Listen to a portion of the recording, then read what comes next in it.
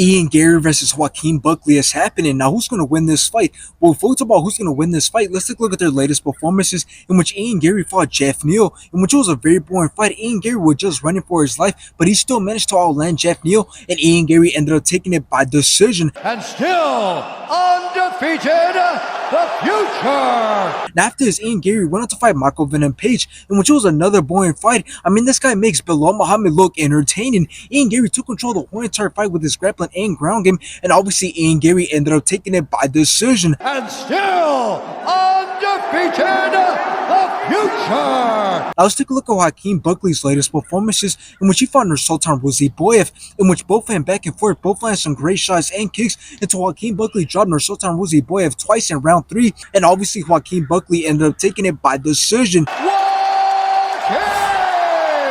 Now, after this, Joaquin Buckley went on to fight Stephen Thompson, in which Joaquin Buckley started out very fast. His wrestling and grappling was great, and Joaquin Buckley knocked out Stephen Thompson in round 3. Arms. That was a big shot.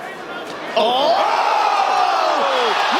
And based off their latest performances, I got Joaquin Buckley winning this fight. Now, I'm sure that this fight is not a fight that nobody expected, but it's definitely an interesting one because you could say that this is a 50-50 fight since both men are very young. They're in their prime. They have been very active and are on a good run because if you take a look at Ian Garry, well, he's 26 years old and he stands with an undefeated record of 15 wins, with 7 of those wins coming by knockout and 1 of those wins coming by submission. And like I said, he's been very active, having fought twice this year and 3 times last year. And if you look at Joaquin Buckley, well, he's 30 years old and is the more experienced fighter with 20 wins, with 14 knockouts and 6 losses, which 4 of those losses did come by knockout. And like I said, he's also been very active, having fought 3 times this year and 2 times last year. So Ian Garry has a lot to lose because so far he's managed to stay undefeated, even though he's fought some hard opponents like MVP and Jeff Neal, proving that he knows how to win a fight regardless of what style is in front of him and regardless of what type of fighter is in front of him. So now how's this fight going to go and who's going to win this fight? Well, I believe that Ian Garry, being the taller and longer fighter, is going to have more success by fighting at a range that he's comfortable with, touching up Joaquin Buckley, so that way he can make Joaquin Buckley hesitant to come inside and land some big shots, because that's the only way that Joaquin Buckley is going to win this fight, by blitzing forward and letting those hands go. But if Ian Garry is able to keep his range, then Joaquin Buckley is going to struggle to get anything going. So I believe that whenever Joaquin Buckley isn't coming forward and landing some big shots, I see Ian Garry controlling the pace of the fight by outlanding and outperforming